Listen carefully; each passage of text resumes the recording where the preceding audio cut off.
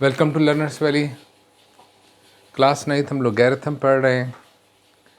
आज हम लोगैरिथम के एक नए कानून को पढ़ेंगे। इससे पहले जो हमने कवानीन पढ़े हैं, मैं क्विकली रिकैप कर रहा हूँ उसको, और फिर हम इसके पास के चौथे कानून की तरफ जाएंगे। तो लॉज ऑफ लोगैरिथम,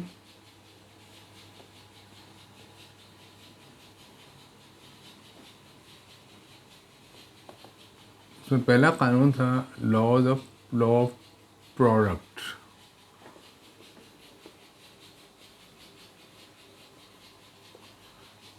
प्रोडक्ट्स का कानून वो क्या था कि अगर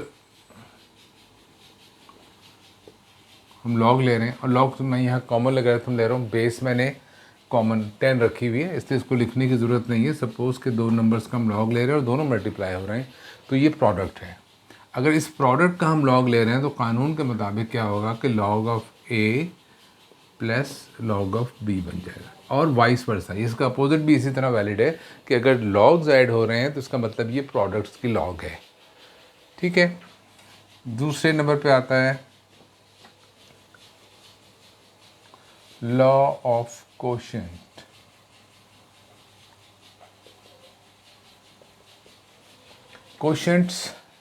कोशेंट कहते हैं डिवाइड के रिजल्ट को। लॉ ऑफ कोशेंट डिवाइड का कानून है। इसमें मिसाल के तौर पे लॉग ले रहे हैं हम, और नंबर्स हैं x और y, एक डिवाइड हो रहा है। So this is very important to note कि लॉग x और y का अलग-अलग जब लेंगे तो ये डिवाइज़र है और x जो है वो डिविडेंड है। तो x का लॉग पहले आएगा और y का लॉग बाद में आएगा,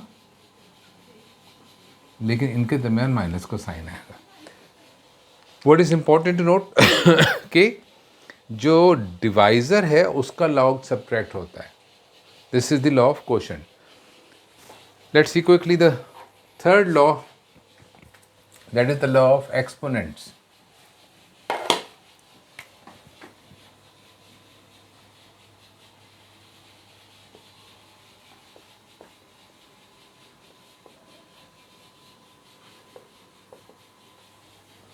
ये कानून क्या कहता है कि अगर हम एक्सपोनेंट का लॉग लेंगे, सपोज हम x का लॉग ले रहे हैं और उसकी पावर है n, तो जब हम लॉग लेंगे x का, चूँकि इसमें एक्सपोनेंट मौजूद है, तो क्या होगा, ये एक्सपोनेंट लॉग से मल्टीप्लाई हो जाएगा। This is very simple. और लॉग के साथ कोई नंबर अगर मल्टीप्लाई हो रहा है तो वाइस वर्सा हम उससे एक्सपोनेंट बना सकते हैं। तो this were the 3 laws which we learned and we used. आज हम चौथा कानून लॉगरिथम का स्टडी करने जा रहे हैं, which is very unique and very different.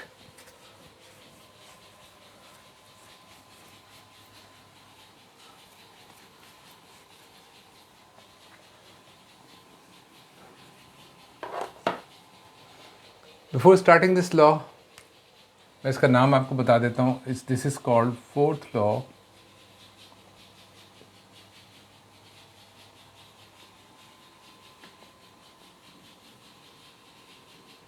Change of base law. हमें मालूम है कि जब लॉग लिखा जाता है तो उसकी कोई ना कोई बेस होती है। कॉमन लोगरिथम की बेस 10 होती है, इसके अलावा नेचुरल लोगरिथम जो स्टैंडर्ड है, लेकिन बेस कुछ भी लिखी जा सकती है लॉग की। बेस को चेंज कर देना, ये लॉ बात करता है कि बेस को चेंज कर दिया जाए। देखिए, मैं मिसाल के तौर पे एक एक्सप्रेशन लिख रहा हूँ यहाँ पे कि a की power b is equal to c। अगर मैं इसे लोगैरिथमिक फॉर्म में लिखूंगा तो कैसे लिखूंगा?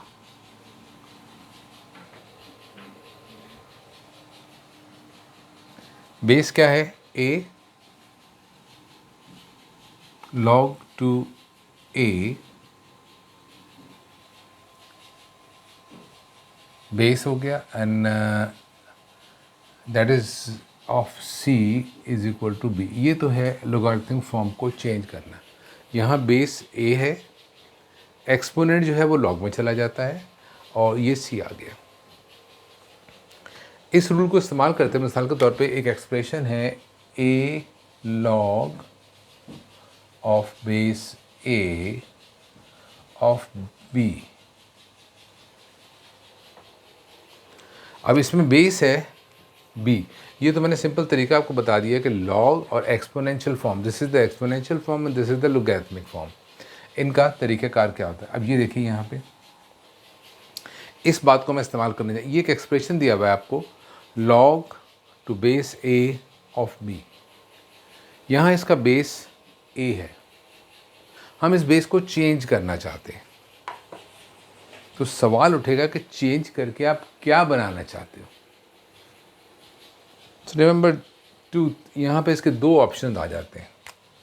लॉग जो 4 है, मैं इसका पहला पार्ट कह रहा हूँ 4a,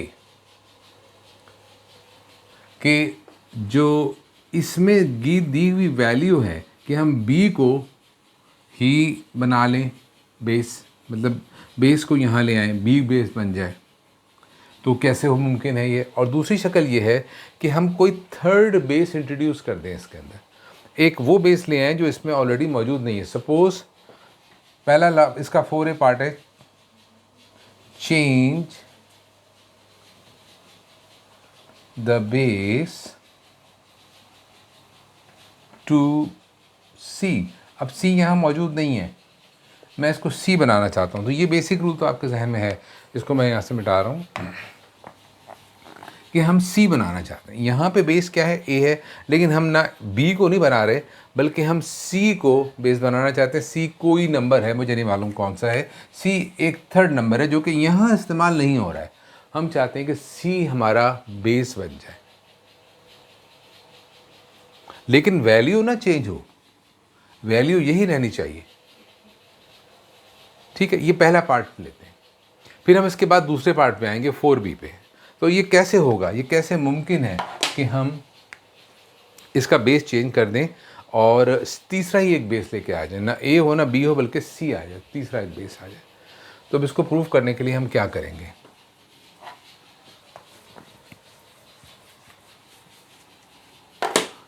this is the 4th a, पहला पार्ट है इसका। तो हम पहला काम तो ये करेंगे कि हम इसको सपोज कर लेते हैं, चूँकि हमें सेम वैल्यू चाहिए, जब भी किसी चीज़ की सेम वैल्यू चाहिए तो हम उसको कोई एक फिक्स नंबर या वेरिएबल दे देते हैं, ताकि हमें दोबारा जब ये वैल्यू चाहिए तो हम यही ढूंढेंगे कि कहीं से x को, हमने इसको x मान लिया, लिहाजा जब इस पर हम कुछ भी करें, इसको उल्टा करें, सीधा करें, जो चाहे करें, इन द एंड हमें x चाहिए, जो भी x की शक्ल बनेगी वही चेंज हो जाएगी, वही हमारा रिक्वायर्ड आंसर होगा। तो मैं इसको नाम दे रहा हूँ log of base a of b। अब हमने ऐसा लॉग बनाना है जिसका कि बेस c होना चाहिए। अभी लॉग क्या, बेस क्या है, a है, और इस वैल्यू को मैंने कहा है कि ये x है, हमारी रिक्वायर्ड वैल्यू x है। इन द एंड मुझे x ही चाहिए है, लेकिन इस तरह से चाहिए है कि उसका बेस a नहीं होना चाहिए, बल्कि उसका बेस c हो जाना चाहिए। How is that possible. अब देखिएगा गौर के साथ, ये थोड़ा सा मुश्किल मैथ्स है, मैं चाहता हूँ कि आप लोग इसको सीखें और समझ के काम को करें। ये जो स्टेटमेंट है पूरे का पूरा, अल्टीमेटली तो हमें x को ही ढूंढ के अलग करना है, x ही हमारी रिक्वायरमेंट है। अब यहाँ पर अगर मैं इसको, ये लोगैरिथमिक फॉर्म में एक इक्वेशन लिखी हुई है, मैं इसको एक्सपोनेंशियल फॉर्म में लिखूँ तो क्या होगा, क्या शक्ल आएगी इसकी। बेस a है और ये चीज़ क्या होती है, पावर होती है ऑफ नंबर p। याद रखिएगा x ही हमारा असल पर्पज़ है, लेकिन इस पर्पज़ के साथ साथ हमें एक काम ये करना है कि हमें लोगैरिथम लेना है जिसका कि बेस c हो जाए, a ना हो। इस सिचुएशन में यहाँ पे भी लॉग का बेस क्या है, a है, मुझे बेस a नहीं c चाहिए। ठीक है, अब मैं क्या करता हूँ, जो मुझे रिक्वायर्ड है बेस c बनाना है, तो मतलब ये कि मुझे एक लॉग चाहिए जिसका कि बेस c हो, ये चीज़ मुझे रिक्वायर्ड है। तो मैं इक्वेशन के दोनों साइड पर ये लगा देता हूँ, log to base c of a raise to the power x log to base c of b।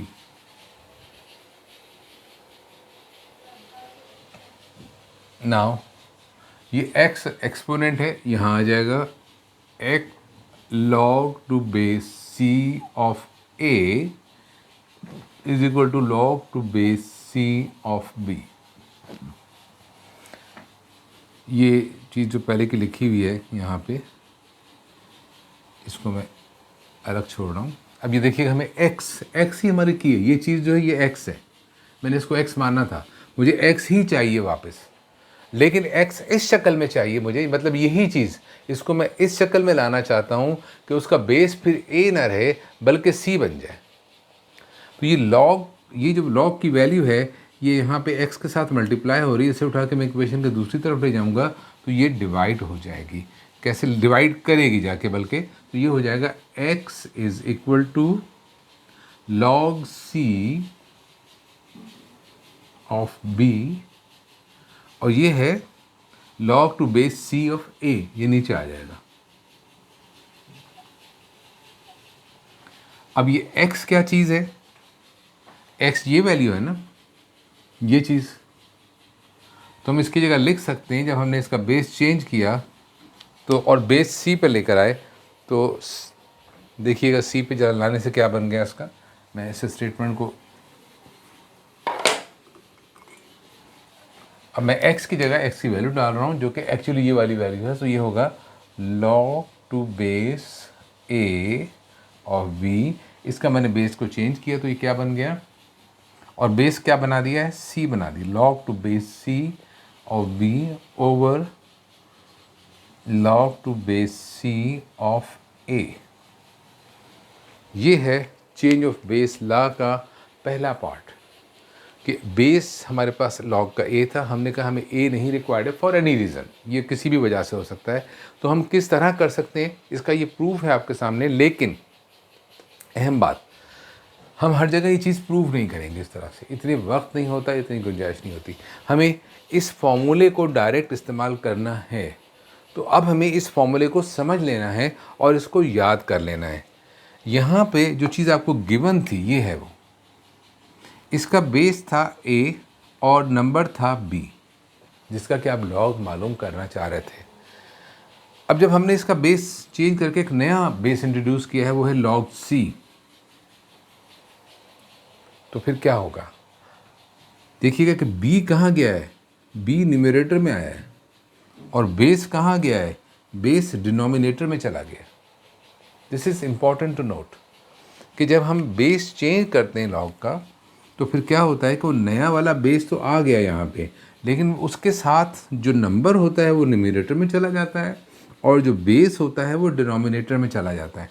This is the key to remember कि जब भी हम चेंज ऑफ बेस लॉ यानी कि पहला पार्ट इसका इस्तेमाल करेंगे, तो हमें when we are introducing a new base, तो हमें याद रखना है कि जो नंबर है उसका लोगैरिथम न्यूमरेटर में जाएगा, और जो बेस है उसका लोगैरिथम डिनोमिनेटर में जाएगा, और दोनों का लोगैरिथम आ जाएगा विद अ न्यू बेस जो हम चाह रहे थे, सी वाला।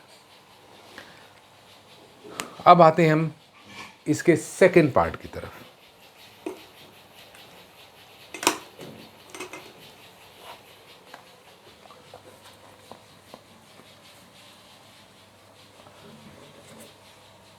सेम एक्सप्रेशन यूज़ करूँगा मैं इसको पहले वाले पार्ट को ऐसे लिखा छोड़ रहा हूँ यहाँ पे, और let's come to the 4b part. Expression हमारे पास क्या थी, अगर आपको याद हो, यह रही log to base a of b। हम क्या चाहते हैं, हम चाहते हैं कि इस log के अंदर नया बेस लाया जाए।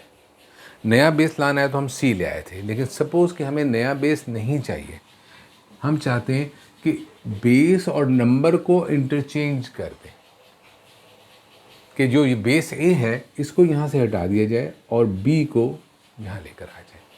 ठीक है, अब वो कैसे होगा, ये b पार्ट का मैं एक स्टेटमेंट लिख रहा हूँ, change the base from a। अब a जो है हमारा बेस है, ओरिजिनली a बेस है, लेकिन हम उसको चेंज करना चाह रहे हैं, लेकिन हम कोई थर्ड बेस नहीं लेकर आ रहे। इसमें जो एक सेकंड नंबर मौजूद है वो b है, उसको हम बेस बनाना चाहते हैं 2b। मतलब हम c को इंट्रोड्यूस नहीं कर रहे हैं इसके अंदर, हम उसकी जगह b को लेकर आ रहे हैं, इंटरचेंज कर रहे हैं। अब क्या होगा इससे, व्हाट विल हैपन, क्या हम इसी से इसको प्रूव कर लें, क्या ये पॉसिबल होगा? Let's see that. ये चीज़ हमारे पास है और हमें मालूम है कि जब हम बेस को चेंज करते हैं तो ये शक्ल आ जाती है हमारे पास। देखिएगा ज़रा सा, ये है log to base a of b is equal to log to c of b log to base c of a। हम क्या चाह रहे हैं? हम चाह रहे हैं हम c को ना लेके आए और हम b को बना दें, इस b को बेस बना दें।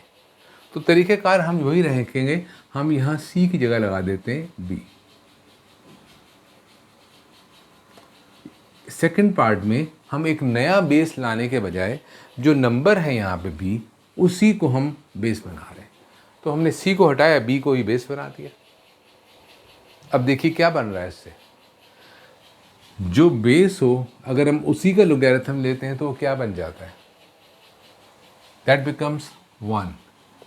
ये इस चीज़ को नोट कर लीजिएगा, कोई भी बेस है log टू बेस 0 के अलावा, ठीक है, 0 और 1, log का बेस 1 भी नहीं बनाया जाता, याद रखिए।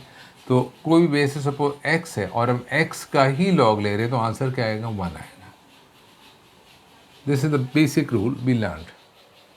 अगर बेस का लोगैरिथम लेंगे तो 1 होगा, तो ये चीज़ क्या बन जाएगी? ये बन जाएगी 1। तो आंसर आएगा 1 upon log to base b of a। अगर हम गिवन एक्सप्रेशन में log to base a of b है और हम इसको चेंज करना चाहते हैं, हम चाहते हैं कि b जो है वो बेस बन जाए, तो फिर क्या होगा? a जो है वो नंबर बन जाएगा। इन दोनों की पोजीशन को हम चेंज कर देना चाहते हैं, इसको यहाँ लेकर आना चाहते हैं और इसको यहाँ लेकर जाना चाहते हैं, तो क्या होगा? वो रेसिप्रोकल बन जाएगा।